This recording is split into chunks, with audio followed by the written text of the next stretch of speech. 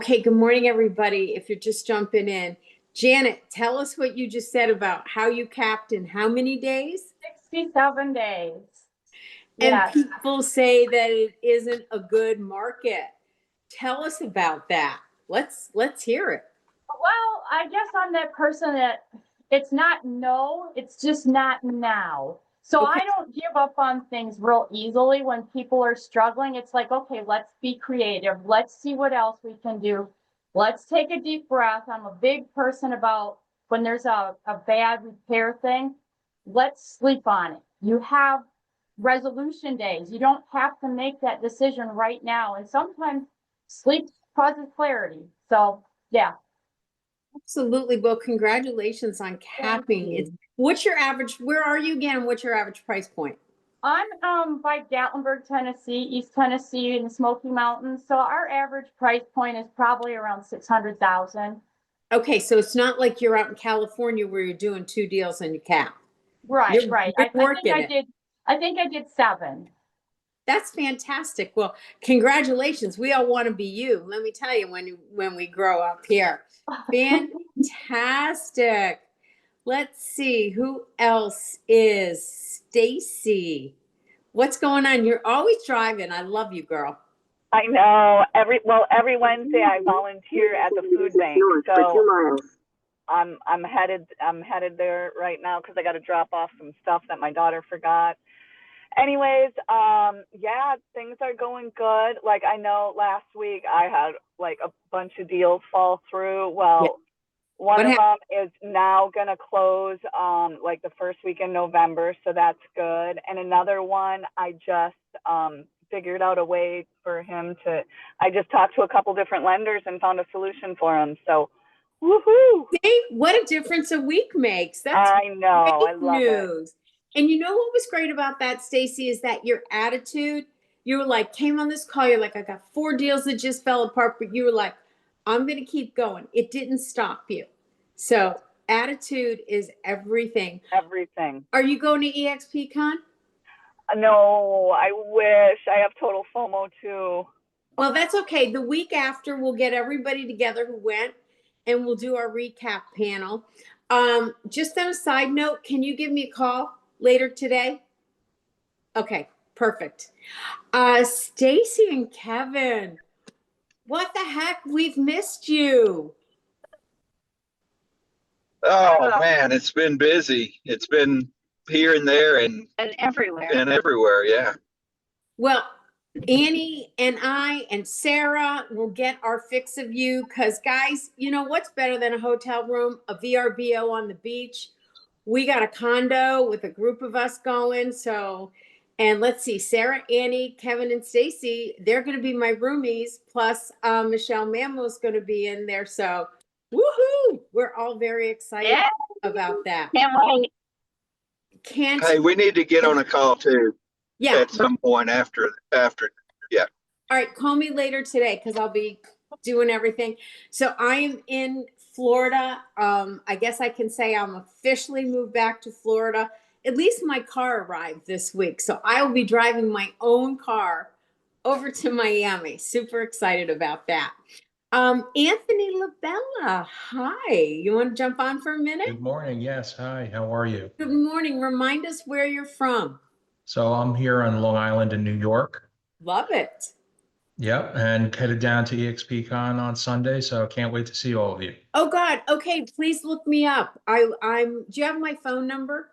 No, I do not. I'm just going to say it because I'm not good with this iPad chat. It's area code 860 638 7944. Okay. And we'll all be hanging out together. Fantastic. Can't wait for you to come. Fantastic.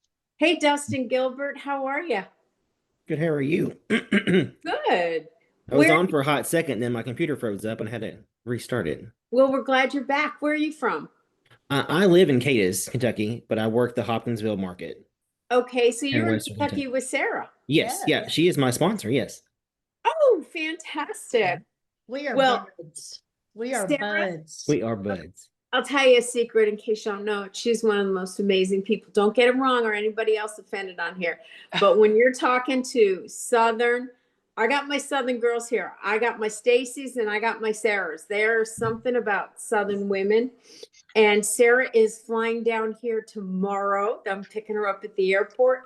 And she and I are speaking at a networking group on Friday morning. But speaking about speaking, I can't say enough about our guest speaker. I had the pleasure of meeting Eva and her daughter a couple of years ago in Maui.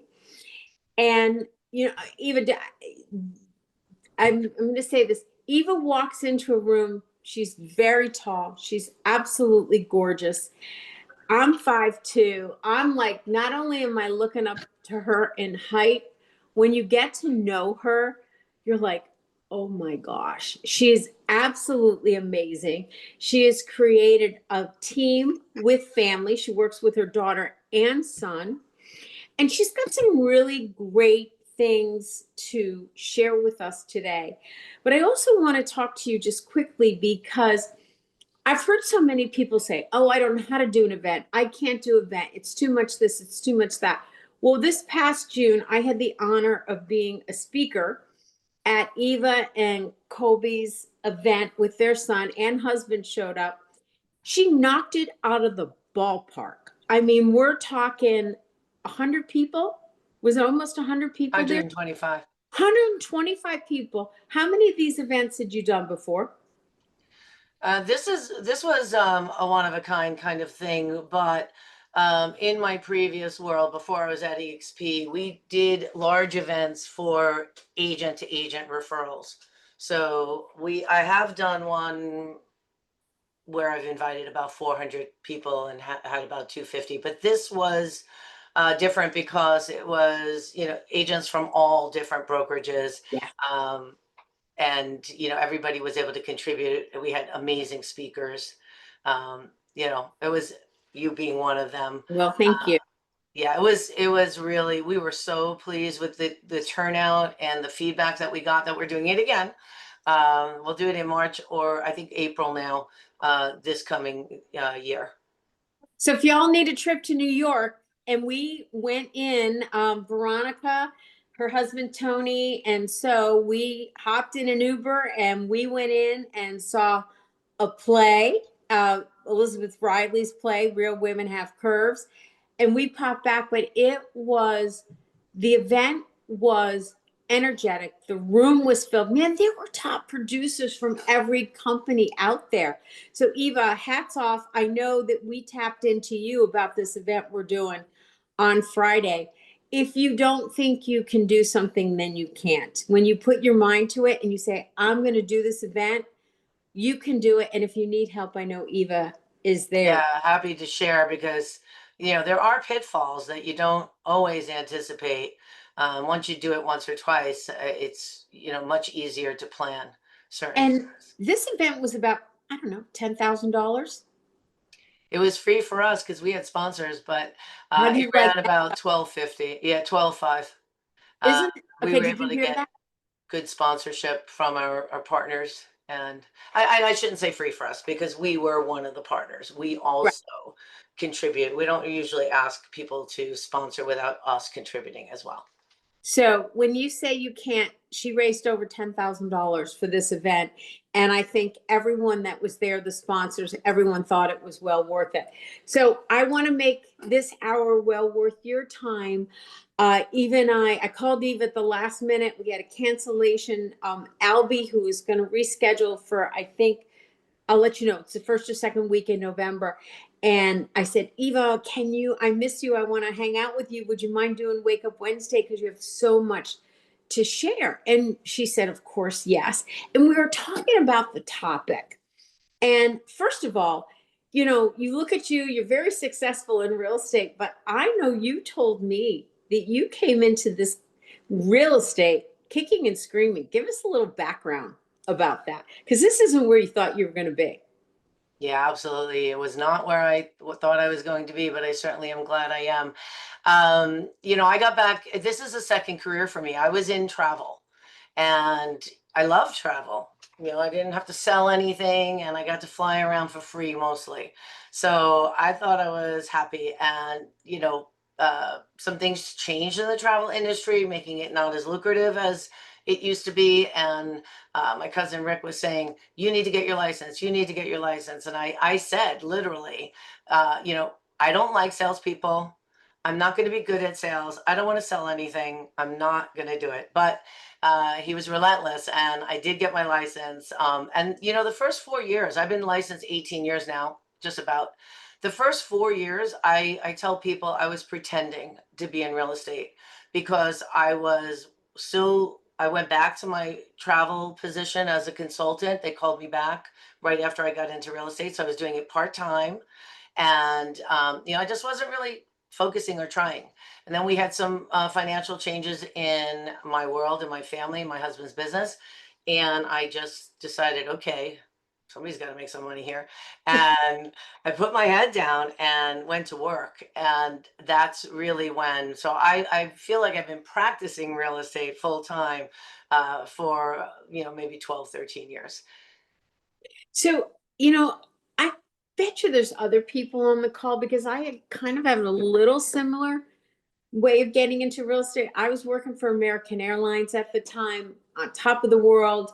I happened to be nosy, went to an open house, just started talking to the people.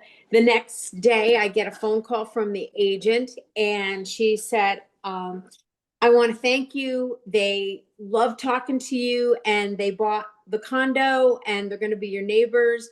And I think you should get your real estate license. And I went, get my real estate license? I work for American Airlines. I'm not getting my real estate license. So it's interesting how some of us have come here the same way, saying we weren't going to do it. And I actually left the airline in 1999 to pursue this completely full time. I have never looked back.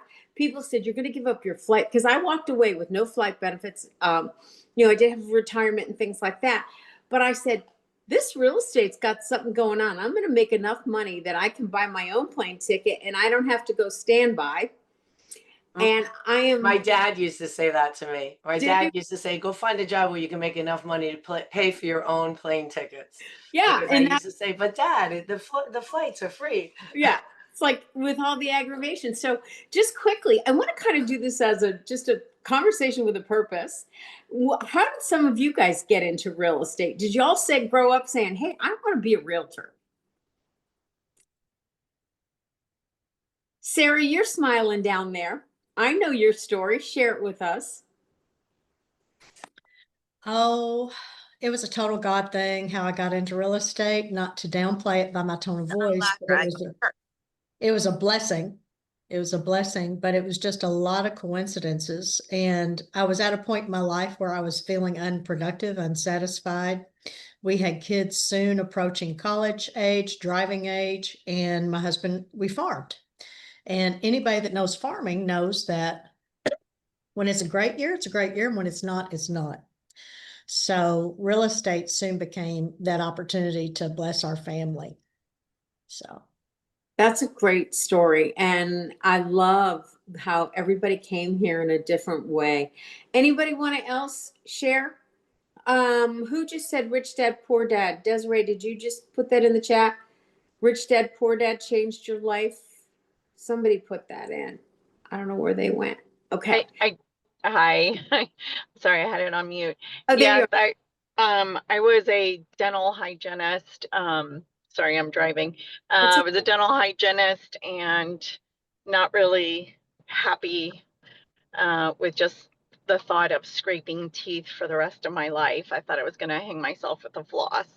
And I went to work out, and this guy, it was all this on the TVs, it was soap operas, and the guy next to me was reading a book, and I was like, oh, you were so smart to bring a book. And he looked at me and then handed me the book, and he's like, I'll be back in 30 minutes. And it was Rich Dad, Poor Dad. And I read that book. I went to the bookstore that night. I bought 10 copies. I sent all my siblings a book. I read the book. I could not stop reading that book, and that changed my life. It just really opened my eyes and to real estate. And I soon after bought my property in DC and was just fascinated with the whole process. And yeah, here we are, 23 years later. Isn't it amazing how we all got here? Dee Dee, you just joined. You're always full of energy. So, Good morning. good morning. Eva just shared her story about how she came into this industry kind of kicking and screaming and not wanting to be a realtor. And what's your story, Dee Dee? Mine is similar to Eve, actually. Back in 26, we bought our first home. It was a single family. We held on to it for 8 years, and we didn't know anything about home ownership. It was just by luck and having the right things in place at the time.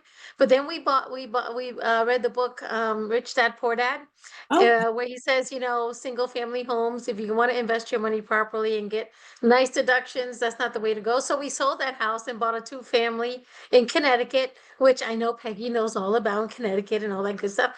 We bought a two-family there, and we just sold it last year for a really good profit. And yeah, we held on to it for, oh gosh, almost 20 years. So that's it. And then I wanted to restart investing more and more in other states. And then I said I better become a realtor because agents weren't giving me the information I needed. And I thought it'd be wise to know all the background stuff, behind the scenes, all the numbers and information on the properties. So I got my license almost 3 years ago. Joined EXP right away. And it's been a blessing because I'm actually loving and helping people and other families. So it's just not about investing in my properties. Now it's helping others. So it's a blessing. I'm so grateful. Thank you for sharing. Eva, that goes right into what, we had a little conversation before, and helping others, being authentic and getting into relationships, right, Eva? Talk about that because that's so important right now. Yeah, so that actually that was a turning point for me when I realized that real estate wasn't about sales. It was about relationships. And I love relationships, and I'm good at those. I'm like, okay, now I can get excited about this. And I did. From there on, I treated my business that way. I mentioned to you when we were speaking, we've changed our mission statement to be creating raving fans, because over the years I've had different mission statements and I can never even remember them myself, never mind my team. So I decided that I wanted to create something really, really simple, something really important, and something that really embraces who we are as a team. So our mission statement is creating raving fans, and everything we do is wrapped around that. And it's all about relationships, right? Being authentic, making sure that, we are focusing in on what's important to our clients, not just us. So yeah, that's basically how our business grew from, we were doing maybe 10 deals a year to, now anywhere from 50 to 70 deals a year. Focusing in is so important, and what you've accomplished in growing that. Sometimes I know I'm guilty of it, and even I, again, kind of very similar, not being the best advocate for our clients. And sometimes we let our thoughts get in the way. So, Eve, expand more about that, and what it cost your clients and how you realized this. Yeah. So, advocacy and fiduciary is something that I take very seriously. And, in the beginning, when I was a newer agent, I didn't truly understand that meant being candid and maybe saying things that were not easy to say. I remember when it dawned on me, I had a client who I was tippy-toeing around a price reduction, which I never do anymore, by the way. I'm really candid right up front about it because I know I'm going to save them money. If it's a seller, and if it's a buyer, I'm going to maybe get them the house if they're willing, to go where they need to go. So anyway, back to the point of that is, You know, I failed to express to my client that if they went on at a certain price, they would most likely not sell at that price. And it took them a couple of price reductions. And as a result, days on market ended up, you know, hurting them. And I think in the end, they got a lot less money than they would have. And that's when fiduciary and, you know, really being an advocate stepped up for me, realizing that I wasn't doing them any favors by not telling them the truth. And, you know, you can be fierce in your conversations, but that doesn't mean you have to be like super aggressive. You don't have to be Right. arguing with people. That's another thing that hit me. You know, when I first got in the business, I didn't like negotiating because I thought it was a fight. Um, Oh. but negotiating is not a fight, right? Mhm. Negotiating is figuring out a way for two parties to get what they need out of a transaction. So, you know, I can be super diligent and super fierce and an advocate for my clients whenever I need to be and still maintain a decorum of, you know, healthy relationship back and forth.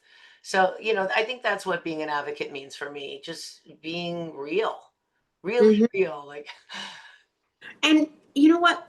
We struggle with that. And again, it goes to mindset. So, what do you do to prepare? So, let's say you're going in for a listing. You know, you really want that listing, and that price is just, you know, not there. yeah, And how do you handle that? How do you approach that? Because I love the fact that you just said negotiation is not a fight. That's it. We're not going to battle with our clients. We're supposed to be, you know, the advocate. We have a fiduciary relationship to be the best advocate. And that means sometimes delivering news that they may not like. So, how do you prepare that and how do you approach that? well, one of the biggest things that's changed for me as a more seasoned agent than when I first got started. So to any newbies, I would say, you know, when you're first getting started, there's limiting beliefs that you have to kind of put out the window. So I don't go into a listing appointment thinking anything specific about what I might get out of that seller. Mhm. Because when you do, if you go into it and you go, oh, they're going to hate this price and da da da da da da da, you know, you're losing half the battle right there. However, I also have learned to get out of that limiting belief place. I don't have to sugarcoat what I'm trying to say either. Mhm. For a long time, I hate to admit this, this is the high I in me. For a long time, I didn't even do a listing presentation. I never did. It's terrible to admit, but you know, 70% of my business was agent to agent referrals. I spent a lot of time focusing in on that. The other 15% was, you know, repeat business because I do keep my clients for life. I'm giving out, you know, Thanksgiving pies for 15 years now, and people can't believe I still show up. But you know, having said that, uh, you know, it's just it's important to, so now I do, by the way, I do have this really quick listing presentation which we put together thanks to EXP's luxury. You know, I just kind of pop it in and it's super easy. Whether I take it out in the listing appointment or not is questionable because it depends on who I'm talking to, but at least I have it. And I think that, look, you know, I was going to say a high I, my person, you know, high eyes want everybody to like them. That's my personality, right? But it finally came to understand that, you know, it's not just about personality. Right. And what is it about my personality that I want them to like? Because I do want that, right? And that's that I want them to trust me. And in order for Mhm. them to trust me, it can't be all like smiles and la la la. It's got to be Right. facts. It's got to be experience. It's got to be, you know, figures. And if you find a way, I find a way usually to, I don't dive right into price. That's first and foremost, I don't dive right into price. In fact, and I know different people have different philosophies around this, but oftentimes I do not give a price on the first meeting. I Okay. want to look at their home. I tell them that, you know, if I gave you a price, that means I predetermined it before I even walked in the door, and I don't know what your house looked like. So how could I do that?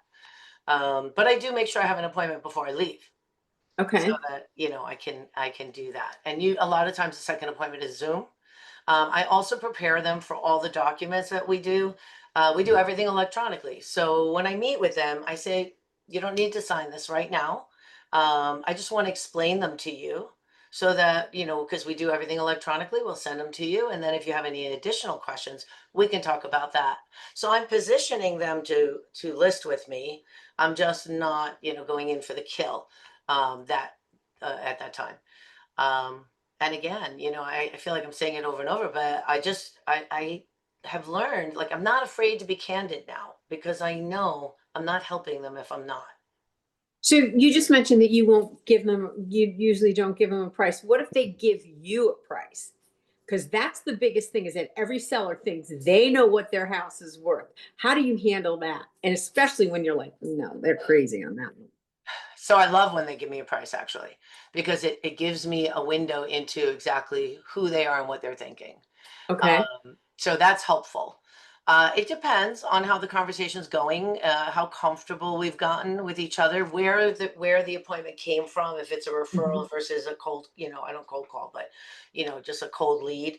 But if I feel there's a sense of trust, I will say something along the lines of, you know, thank you for sharing that with me.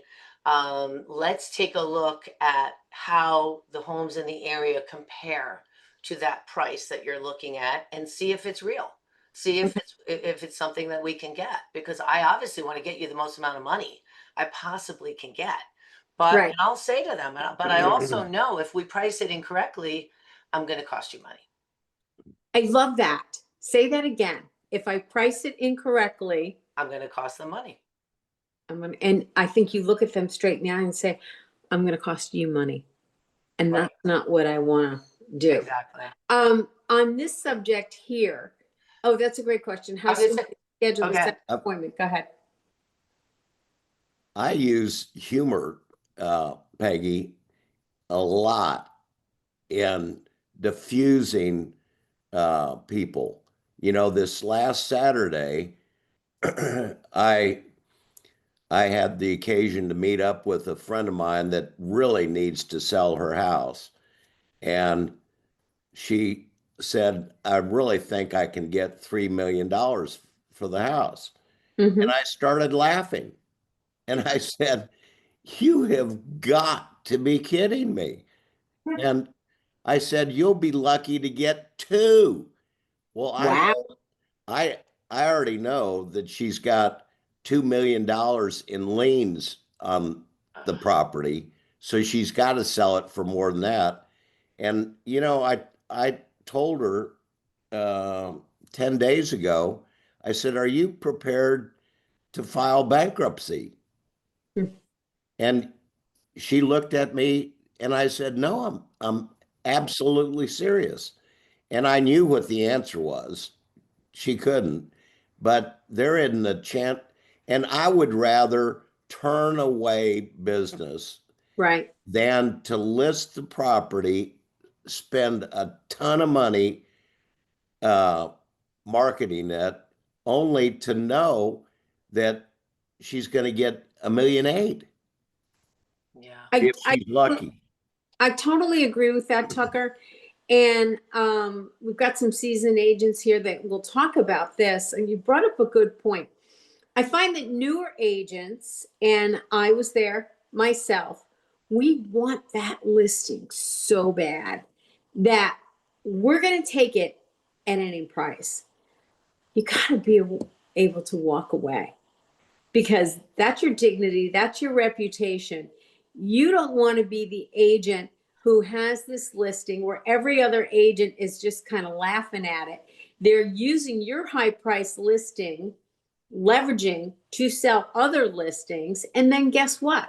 They're the ones that are going to sell all their other listings around that. And when that listing expires, they're going to be able to walk into that seller and say, here's what's really going on. So talk to that, Eva. And the other thing, before I forget, it's kind of a two-part thing, is I want you to talk about working with your kids, and because that's important too. So Well, there's where I add a little humor into my world. I'm just kidding. Well, just at this point, I want to say, you know, not just new agents do that. Yeah, We all true. make mistakes, right? And I did that this year. I don't usually lose listings. I can count on one hand how many listings I've lost in my career. And I lost one this past year. And it absolutely was because I priced it too high, because I wanted it because it was a higher end listing for me, in my world. It was a higher end listing. It I was, love that house. oh, you know which one I'm talking about. That's right. Anthony, I know. And he finally got an AO $600,000 less than I had it on for with somebody else. So there's a lot of lessons to be learned in that process, that I went through. Some, controllable, some not controllable. But I was tempted. I thought, it really is a magnificent home. I thought maybe it was a unicorn and we could possibly get that. I did get him to reduce once. I'm usually very good at price reductions. Again, where this, being real for your client is really important. So I did get one, but it was only, I made mistakes. I got a small reduction and I only had him extend for 2 months. So somebody else came along. I told him exactly what would happen, that he'd probably have to reduce it by 500 and then they'd sell it. And that is what happened. It's in contract now. So my point to that though is at any stage in your career, you can misjudge something because, you're hungry for it. So that's my bad this year. In terms of my kids, it's funny because also, like me, my kids came kicking and screaming, sort of. Neither one of them wanted to get their license. And for those of you who have, kids that don't have their licenses, I convinced my children to get their license just for referrals. I explained to them that, their friends were going to be, moving out, getting married, doing whatever. Get your license just for referrals. I remember to this day when my daughter got her first check. She was working in the music industry and her first check was $4,000. It was a referral check. And she called me up and she said, "Mom, this is more money than I made all month." And I said, "Yep, that's exactly why I told you to do that." So, and then my son was not as hard to convince because he just followed in her footsteps. But it did still take her a bunch of years to leave the music industry. And actually, it's kind of unique to who we are and why we're at EXP, because both Colby came in 2017. I didn't come until about 2.5 years ago. And that's because neither one of us were focusing in on this world of EXP. So finally Colby got disgruntled with the music, and I don't know if disgruntled is the right word, but during COVID, it was difficult to work the position she was working. And so they fired everybody except for her and gave her extra work. And she just thought, you know what, this isn't where I want to be. And then thus the shift to real estate. So working with them is great. Colby's in LA. I don't know if everybody knows that. And she just got her license in LA. She's licensed in New York, Philly, and LA now. Yes. And Dylan is here with me in New York. He's my buyer's agent on the team. I'm licensed in New York and Connecticut. He's just licensed in New York. And we are now looking at him starting to do small listings with me so he can start to get some experience. There are pros and cons to working with your kids. We're talking about trust here.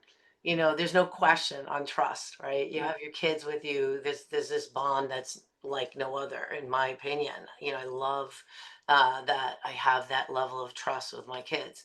And they're working in areas that they both want to. Colby does more, Colby, she's so like talking about that event we had. If it wasn't for Colby, she's so organized. I'm the one over here just calling people and asking for money. And she's the one making sure that, we get paid and we book things and et cetera. So it's a perfect match of teamwork. And then my son, he's just excited to learn new stuff. And coming out of COVID, being in college during COVID, limited some of the things he could go into. But yeah, thanks for asking about that, and my husband is licensed, by the way. It's a whole family affair. They're wonderful too. Hi. Hi. Hi, Karen. Hi, Eva. Hi, Peggy. Sorry, I'm running late. I'm leaving for Florida in the morning, so I'm trying to get myself together. I'm losing my mind. That's okay. I made it to Florida last night. Sarah's arriving tomorrow. So yeah, Andy's coming on the weekend. Everybody else. Are you coming to EXPCon? No, I try to get her there. If somebody can get me a free ticket, maybe I'll come for a day or two, but otherwise not. Well, we're I glad can get you a free ticket. I See? have a free ticket. You just have to call me. You said you didn't want to come, but let's talk about it We'll offline. put that Yeah, offline. I'll talk to you later. Put yourself on mute and we're good. You know, I want to touch base. I want to honor Rick. I don't know if you guys on this call know who Rick Jiha is, legacy, huge person in the real estate industry. And give a little background with Rick, because even having Rick Jiha in your family, your daughter came to EXP first. You stayed at KW. You still didn't come right away. Talk about that. And talk about Rick. Tell everybody who Rick was. And unfortunately, we lost him Yeah. a year and a half ago.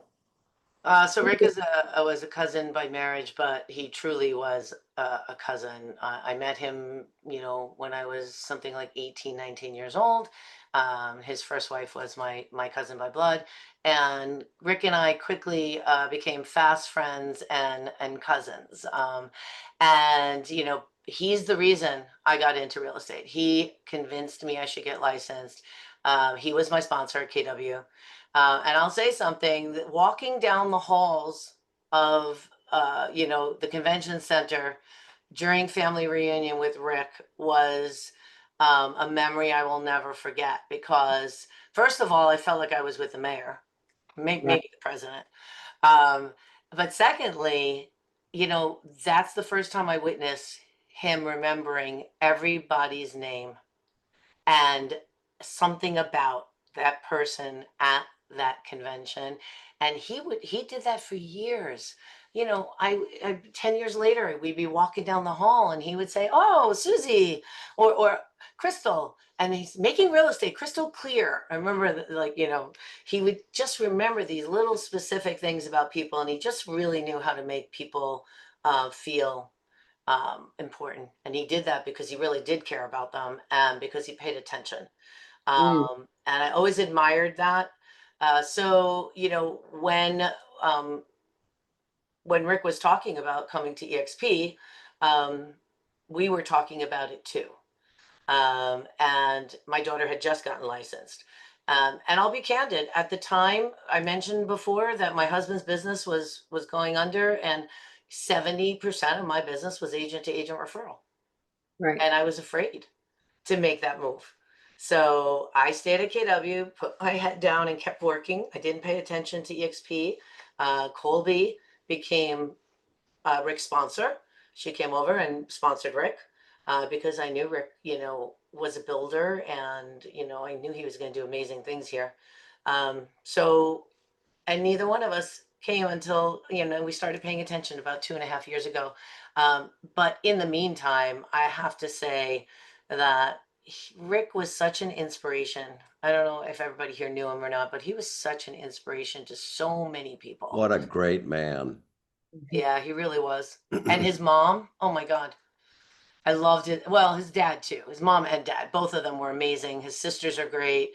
But his mom, her name was Minerva, and she owned a little restaurant. And, that hospitality, it came straight from his parents. They were amazing people. It goes back to what we talked about again, relationships. I don't have the gift that Rick had, or a lot of other people have, of knowing everybody's name. I will remember a face. I will remember something, but the name thing, it's never been there. But building relationships and being your authentic self. But building those relationships are so important in this industry right now, and having the relationships with other agents, even in your community. And it's a huge testimonial to you, Eva, to show how many people came to your event from other real estate companies not feeling threatened that this was going to be a recruiting event, which it wasn't. It was truly pouring into agents and contributing, and it was learning based. Yeah. How many of you can You know, say that you've got those relationships? I think a lot of people on this call. yeah. What were you going to say, Eva? Because if you come from a place of, authenticity, like we were talking about before, it really doesn't matter where they are. Right. I'm not interested in recruiting people. I'm interested in attracting people. I'm interested in, showing somebody where I see the value, and if it's value for them, that's fabulous. Before we go off topic, though, I did want to just say one thing. Rick's son, Anthony, my kids, we're cousins with them. And, seeing him grow up to become, now I look at him and I literally see Rick. It's unbelievable. And, so it's so exciting to walk down the halls with Rick's son. It's like this generational thing happened. So that is super exciting. And for our event, by the way, we had Anthony and Mike Collier, who had gotten the Rick G. Howe Award. Yeah. And they did like a fireside chat about legacy and about generational transition, etc. And there is, I mean, that's the impact. They had a stadium for Rick's memorial service. Was it out in California? Yeah. In fact, the anniversary of his passing was Yes. 10/10, just passed. 10/10, that's right. And so Rick's impact was so big on everybody that they literally got a stadium for his memorial. And to see his son now carry on this legacy, I would go to Facebook, guys, look up. Is it under Anthony? I'm not sure. It might be under Casey. It's He does under have Casey. he has two sons. One's not in the business. And I think it is under Casey. And the reason they had the service at the arena was because as a family, the A's were a very, very, very big part of their world. I think Rick, donated there. They went there. They did a lot of. It was a very special place for them. So all good stuff. And again, it comes down to relationships. So what questions do you want to, we got about 15 minutes left. Let's open this up for questions or comments or. Take a look in the chat. I think there's some questions in there, and Eva, they want your phone number if you could put that in the chat. Sure. If I know, technology is not my strength, but this. I'm not either, so that's why I'm not going to touch my iPad because it will go. Eva, do you want me to put it in for you? No, I got it. Thank you, though, Karen. One of the questions was, how soon do you schedule the second appointment for pricing? And how do you do that? Is it over the phone? Is it in person? What do you do? Most times we do it over Zoom. Over Zoom? I try to do it as quickly as possible. No more than 48 hours later, depending on what day I'm meeting with the person and, how quickly I feel like I can really do it, but no more than 48, sometimes 24. And if somebody is not, technology savvy and they don't want to do a Zoom, I will go in person. I won't do it on the phone though. In person or Zoom. I need to see people. I feel like when I'm in person in front of somebody, better, of course, really in person, but Zoom as well. I can connect better with people. It's just my style. And everybody's got, a different way of doing things. Sarah, if you would jump in for a minute, how do you handle the objection of price? Talk to us about your way. Okay, so when I'm listing a property, and I'm going to tell you one of my favorite phrases right now, and has been for a while, is the market is a fickle thing. Ooh. What we're seeing in the market today are the homes that used to sit on the market back before 2020, before 2019, the split foyers, all the bedrooms upstairs, the bath and a halves. Those homes are sitting on the market. And so sometimes, Mr. Seller, we're waiting for a special buyer to come on the market to purchase your home. And I can tell you in the past that I've been at closings back before this frenzied market that we've come off of. I've been at closings and I've looked at the buyers and I've said, I'm just curious, where have you guys been? We've had this house on the market for 5 months. They said, well, we just sold our house, or we're just now moving into the area, or what have you. So we have to remind our sellers, sometimes it's not just about price and condition, but it's also the timing of the market. And so when I tell them the market is a fickle thing, that gives me permission to be wrong. Because I set that expectation up front. Based upon what we're seeing today, Mr. Seller, these are the comps and these are the active. I can see that your home might be on the market for 7 weeks before we get an offer. So I just want to prepare you for that because you have a special home because of da, da, da, da. So if we get an offer right off the bat, yay, our buyer was looking. No, you didn't leave money on the table. You were one of the fortunate people that buyer was in the market right now and your timing matched up. So no, you didn't leave money on the table. What a great way to handle that. That's a great way to handle that objection when you get an offer right away and they think, oh my God, I priced it too low. You just said it right there. Yeah.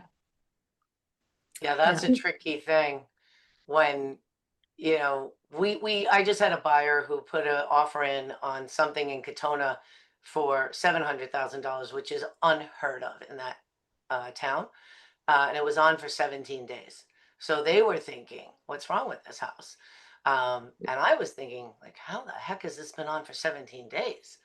Turns out there was a tenant in it that was, not allowing some showing. So it was a difficult situation.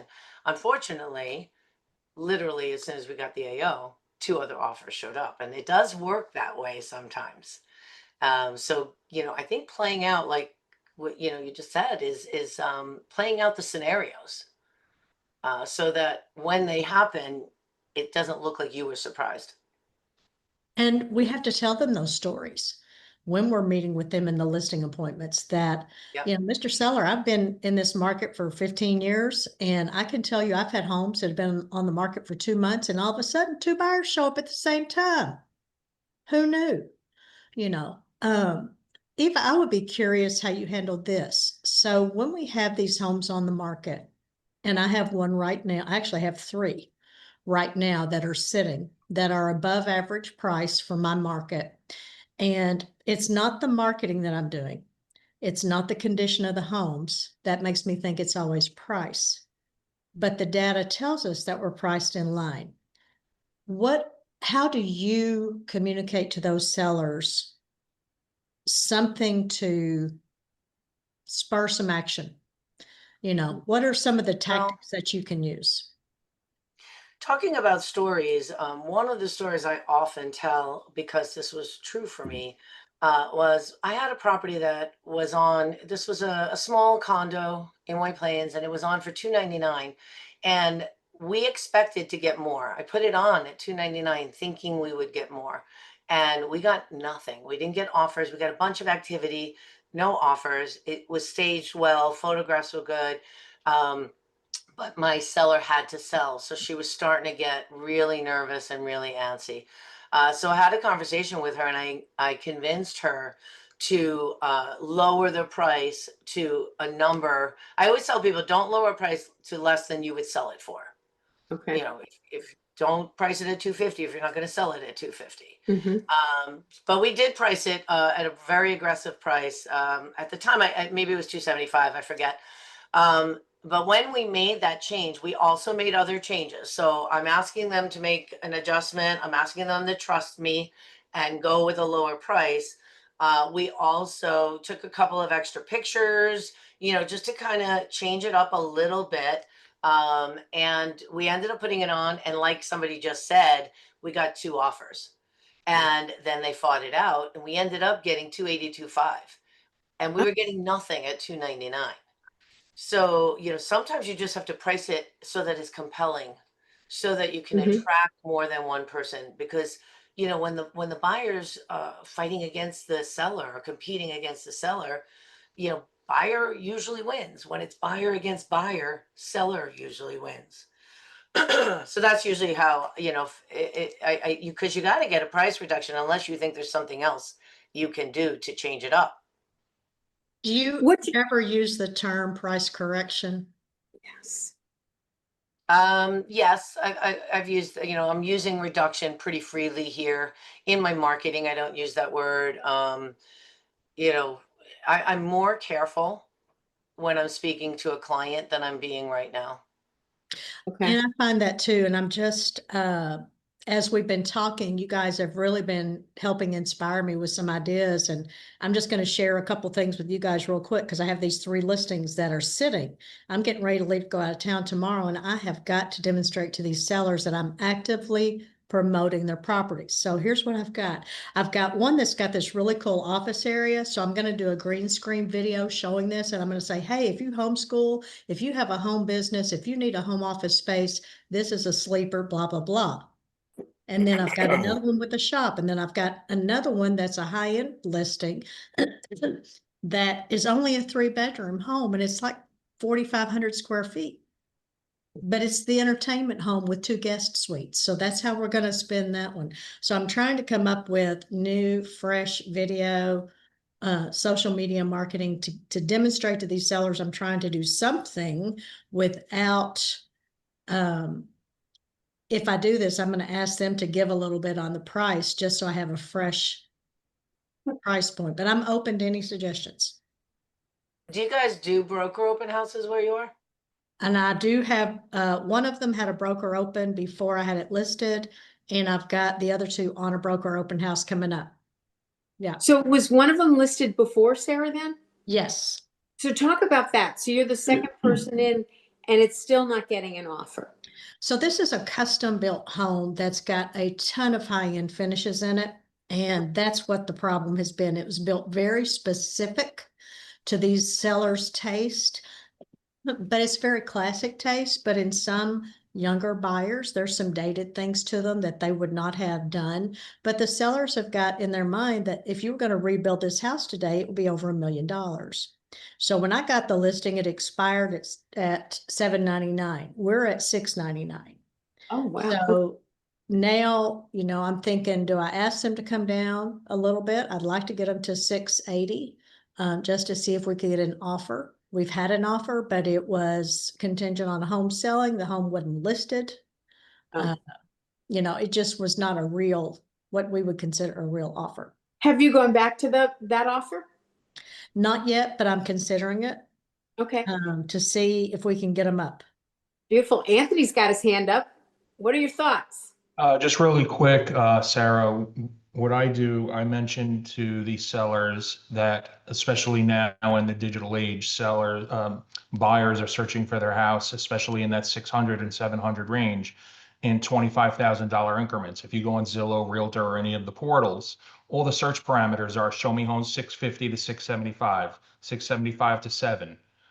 So rather than 680, I would maybe suggest, of course, you could do what you like, but I would say 675 because you're going to attract a new set of buyers that otherwise would not see the house at 680. Because some people are just putting in the search parameters, show me up to 675. Yeah. The search parameters don't, you can't really move that slider to 680. You That's can a move it to great point, 675. Anthony.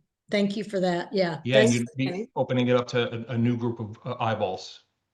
Yeah. I would, yeah, That's I would agree with that. I definitely do that often with that same logic. Also, the absorption rate, you know, I need to show these sellers an absorption rate. And I don't know if you guys have availability through your MLS or showing time for some reports that show what the other activity is in that price range. And that's something that I pull from time to time to kind of help them understand why they're not getting the activity that they think they should be getting if there's not a lot of activity going on in the market. Sure. Annie.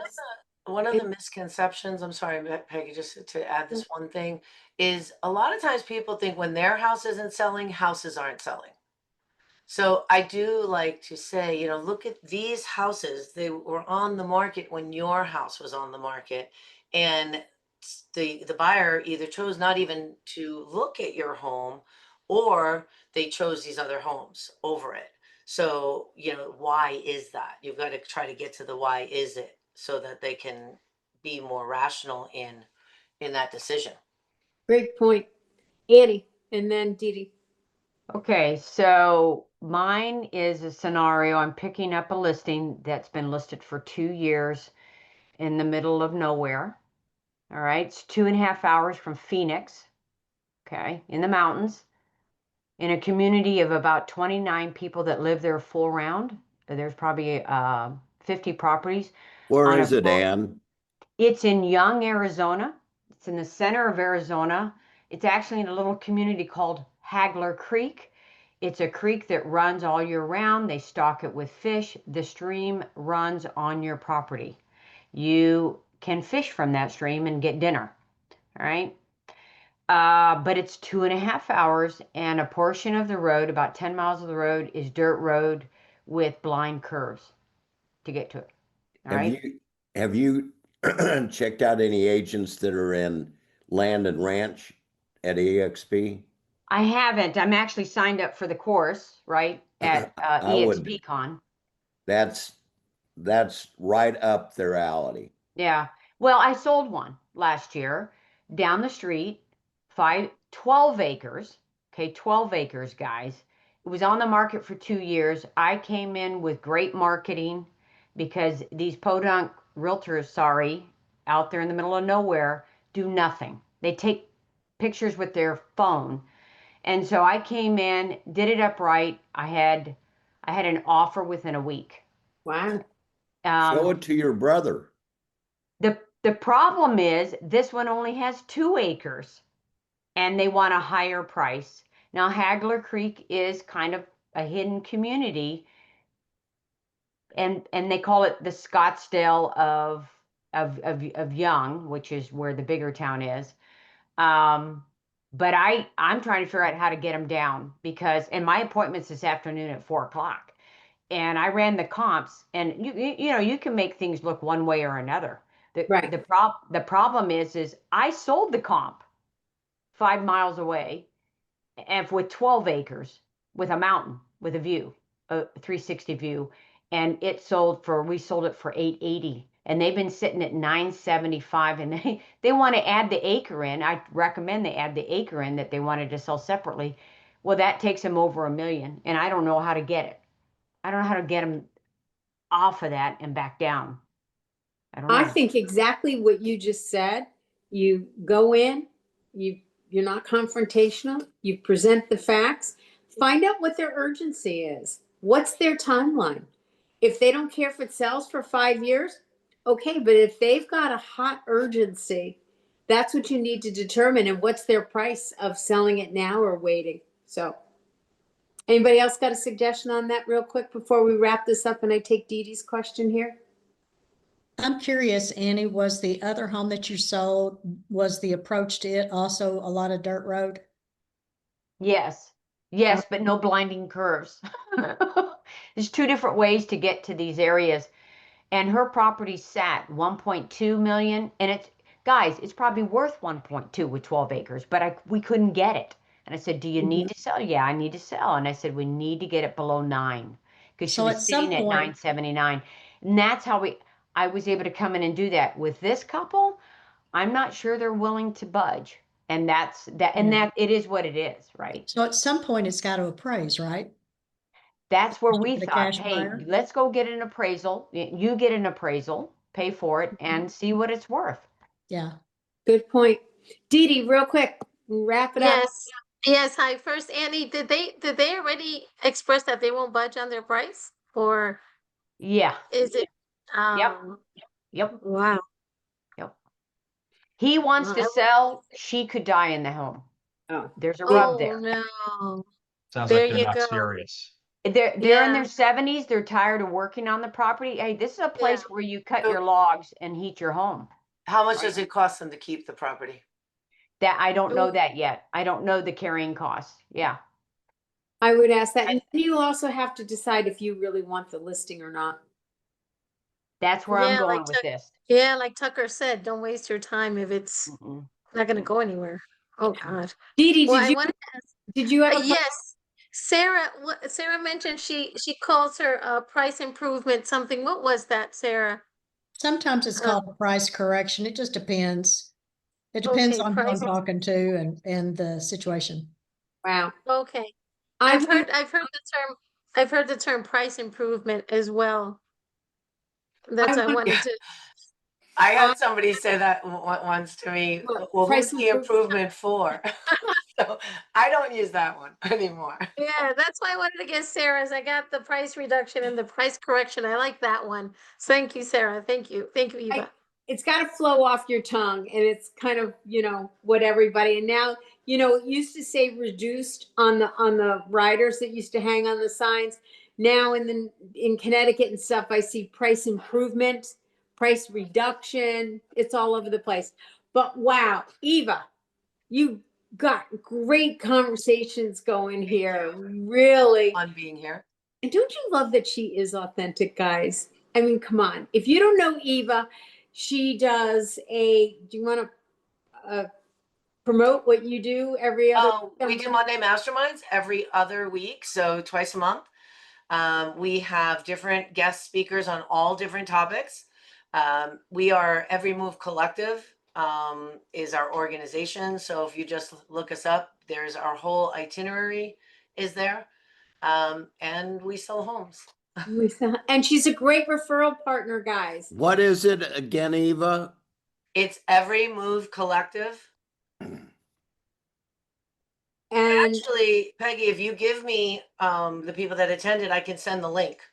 Okay, I can do that. Because I do have a link for it.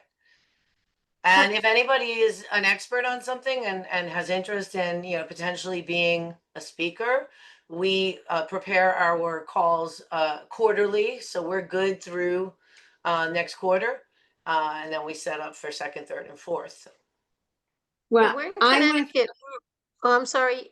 Go ahead, Dee Dee. Jump But in. where in Connecticut does Eva serve? Is it Southern Connecticut or? So I live in Westchester, and currently we are mostly doing, the bordering towns, southern and bordering towns, so Ridgefield and Danbury and all of those. There was a point in my, not too distant past where we had an agent that lived in Bridgeport. So we did a lot more in, the northern part of Connecticut then. Right now we're not. Okay, good. I still have family there, so good to know. Referrals. And I grew up in the Bronx, so we do the Bronx too. Dee Dee, we'll see you at her event in April. So thanks, guys. Thank you. There's no Wake Up Wednesday. Dee Dee, let's connect. I want to know where in Jersey you are. Yes, New Jersey City, right? downtown. Mm-hmm. Oh. You're in Jersey City downtown? That's cool. I'm in Bergen County. Oh, cool. The price point here is in the millions, guys. It's crazy. I know, it's crazy. It's crazy in Jersey City. Dee Dee, does she have your number? Just tell her. Yes. It's 201-951-6538. I got it, Karen. Okay, good, because maybe we can be referral partners between Jersey City and Bergen County. Absolutely. That'll be great. Thank you. I love Thank that. you. I So own you a can home send it in to me. Manasquan too, and down the shore. That's why I asked. Yes. Karen, where are you going in Florida? I have a place in Boca, so I'm going down to Boca, and I'm going to be down there for 10 days. Well, I think you should drive a little bit further down south, and you and Eva can talk about a trip to Miami. All right, guys, gotta run. Thank you. Thank you, guys. Anthony, Great thanks talk. for popping on. Thank you, Eva. Bye, Bye, everybody. Peggy. Thank you, everybody. Everybody have a good week. You too. Bye. Bye. Travel safe. Bye.